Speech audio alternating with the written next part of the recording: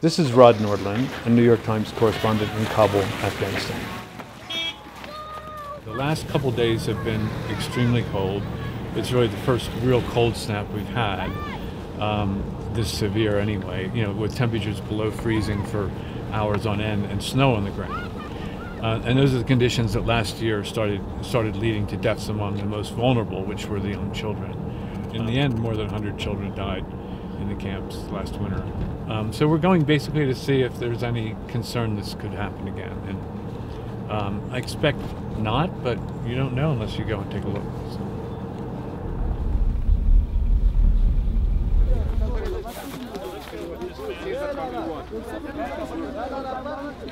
Last year, a lot of aid groups started sending blankets and coats and everything. What happened to that?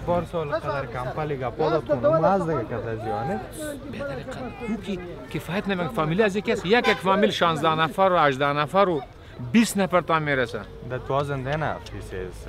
یک کمبل تو کمبل سر از چی؟ One or two blankets could not help a family which has 16 members. Well, they claim they're not getting enough aid, and what their version of what they're getting versus what the UN says they've been getting are very different. But the fact is, they seem to be in pretty bad straits, and this, even though it's quite early in the winter now, this gentleman says his 3-year-old son froze to death 2 days ago, 2 nights ago, when it was snowing particularly heavily. So we're going to go to the house of this man who lost his 3-year-old. And then try to see what we can find out there.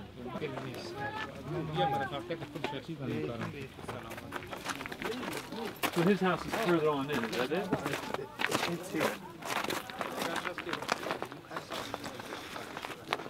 Okay. So, is he upset about losing his brother?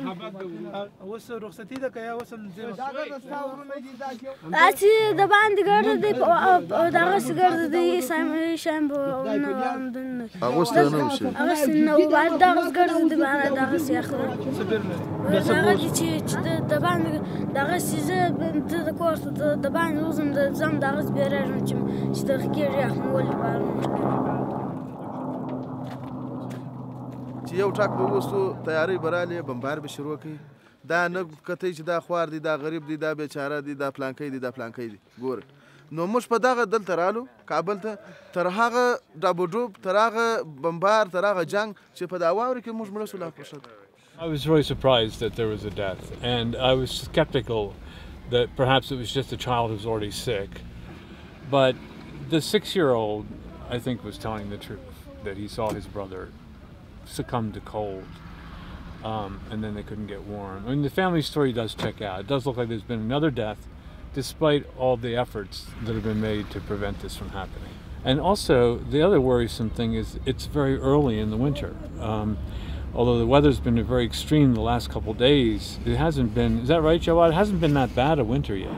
And there's 35,000 people in camps like this scattered around Kabul, in all something like, I think there's 44 camps inside the city and more than 50 if you count camps in the local area.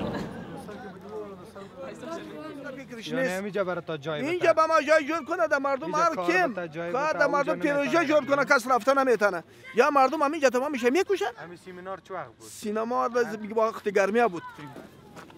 Sharif, let you walk backwards.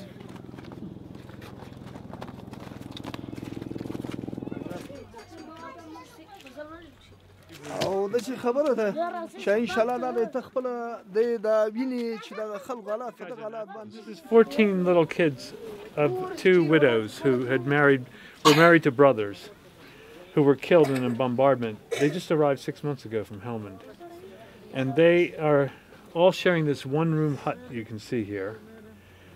They have no stove, no fireplace, no wood, and the youngest one is 8 months old. You know, and I think they're very vulnerable. They don't have enough blankets for a start.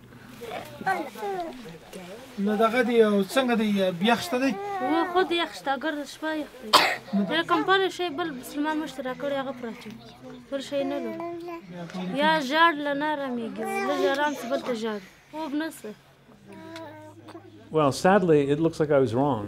There are going to be kids dying in these camps. And it's easy to see why. They got a delivery of charcoal to every family a couple weeks ago, and we didn't find any of it in evidence.